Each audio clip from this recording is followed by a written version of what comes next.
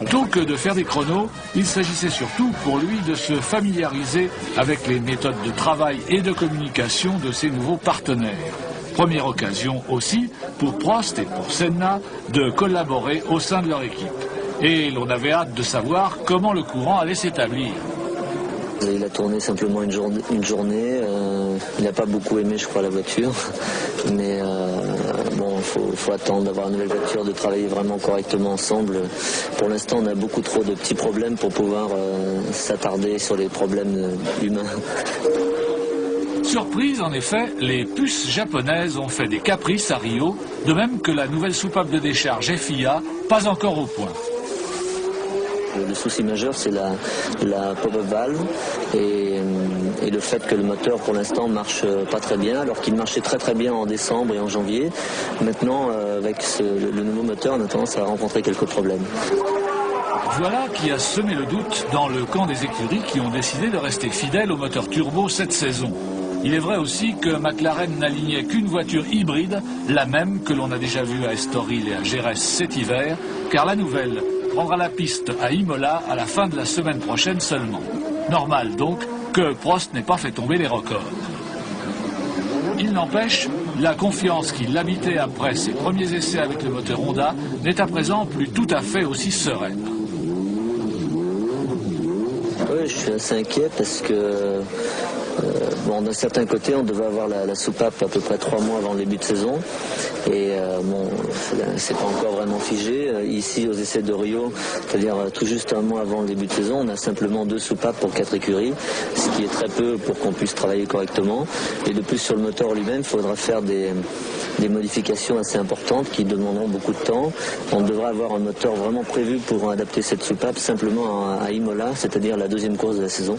Donc je suis pas très optimiste pour la première course. Mais c'est un petit peu dommage, mais enfin si ça va bien par la suite, une course c'est pas très grave, mais ce sera difficile. Les records, ce sont les pilotes de Ferrari qui les ont fait craquer au volant de voitures que l'on croit déjà très proches de celles qui vont être alignées en course dans 3 semaines, il est vrai.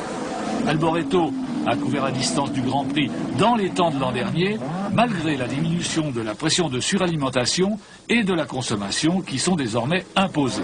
Seul le fonctionnement encore défectueux de la soupape FIA trouble un peu l'équipe italienne. Ah, il va falloir qu'il règle très vite cette question. Le règlement nous alloue une pression de 2 bar 5. Il faut que la soupape nous permette d'utiliser 2 bar 5, pas 2 bar 4. Surpris par les performances des atmosphériques, Gerhard?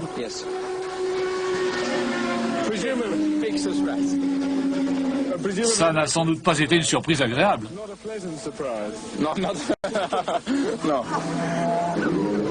À Rio, en effet, il s'est confirmé que les meilleures voitures non suralimentées pourront rivaliser avec les turbos, au moins sur certains tracés, à commencer par celui de Rio peut-être. Ce sera notamment le cas des Benetton, qui ont cependant mis leurs pilotes à rude épreuve. Ça pose d'abord un problème pour le châssis parce qu'il y a tout qui casse sur la voiture à cause de sa vibration. Mais le pilote souffre aussi également parce que on vibre tellement, c'est une vibration qui est de très haute fréquence, ce qui fait qu'on a une vibration qui passe dans tout le corps. On a vraiment les mains, les bras, les avant-bras, les pieds qui vibrent à une fréquence terrible, la colonne vertébrale aussi. Et ça demande un temps d'adaptation très long. Je ne suis pas encore 100% maître de tout ça, je dois encore m'habituer à cela, mais c'est très difficile. Quant à Nelson Lespiègle, grand amateur de bonnes blagues, ses plaisanteries ne sont pas toujours des plus fines.